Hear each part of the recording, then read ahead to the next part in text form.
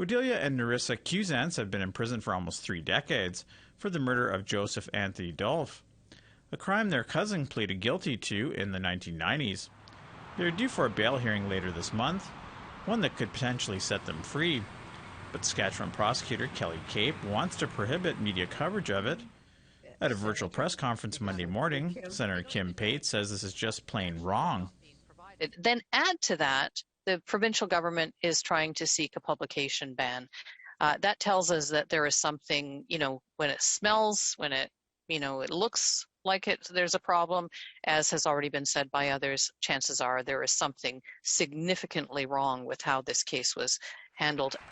Earlier this year, Federal Justice Minister David Lametti committed to a review of the sisters' convictions, saying a miscarriage of justice may likely have occurred. But Congress of Aboriginal Peoples Vice Chief Kim Baudin says the Saskatchewan government has been uncooperative at every turn. Saskatchewan government has been non-compliant in any requests that we've made towards them, information that we wanted, anything like that. Nicole Porter has worked with the Quewezance sisters. She says the publication ban is part of an overall strategy by the Saskatchewan government to keep them behind bars. We are seeking a remedy for these Indigenous women, yet at every corner we face resistance from the very government that falsely put them away in the first place.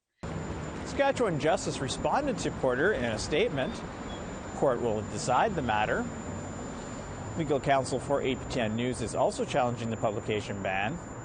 The bail hearing will take place in Yorkton, Saskatchewan, November 24th and 25th. Fraser Needham, APTN National News, Ottawa. Now, APTN News broke the Quewezance sisters' story 2 years ago and have been following it ever since. Our extensive reporting has led to widespread media coverage of the case. And for more on the publication ban being proposed, here's a senior online reporter, Kathleen Martins. Kathleen, thanks so much for joining us. It's always great having you on our newscast.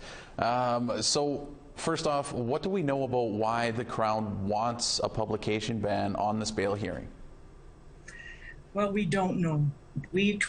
I have been trying to find out on behalf of APTN for at least a month, trying to get what's called the Crown's factum. It's a public document. It lays out their view of the case so far, and it would tell me if they're going to oppose the Quewezance sisters' bail next week and other facts. And it's a public document, but I've been stymied in trying to get it.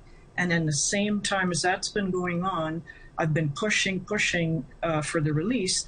Suddenly the Crown just last week said, you know what, we want not only a publication ban on covering the bail hearing, but we want all these records to be sealed.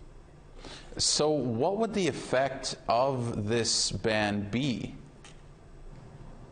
Well, it would be huge. I mean, we couldn't tell you, we couldn't report anything about the evidence that we hear at the bail hearing. So we can't hear why the Crown is opposing bail. We can't hear if they have a new witness or new evidence. We won't be able to report that. And it muzzles us inside an institution that is supposed to be public. And Kathleen, why is it important that this bail hearing is made public?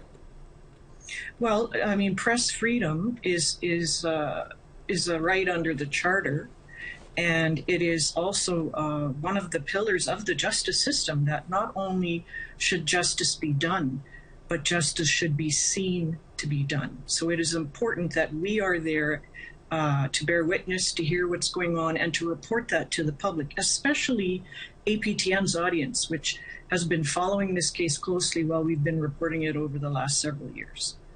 And finally here, before we let you go, Kathleen, how is APTN National News fighting this proposed ban? Well, we've right away alerted the judge that we are opposed. We have a media lawyer who is going to be in court next week when the Crown makes its application before the judge, and the defense responds to that. Our lawyer will also have an opportunity to speak and make some of the arguments that I've already stated, that this is a public institution and that press freedom is a right, and also that this is an important case when it comes to how Indigenous peoples are treated in the Canadian justice system, and that is of utmost importance to our audience at APTN News. It certainly is important. We'll have to leave it there, Kathleen, but we will certainly be keeping a close eye on this. Thanks so much for updating us on what's going on. You're welcome, Daryl. Thank you.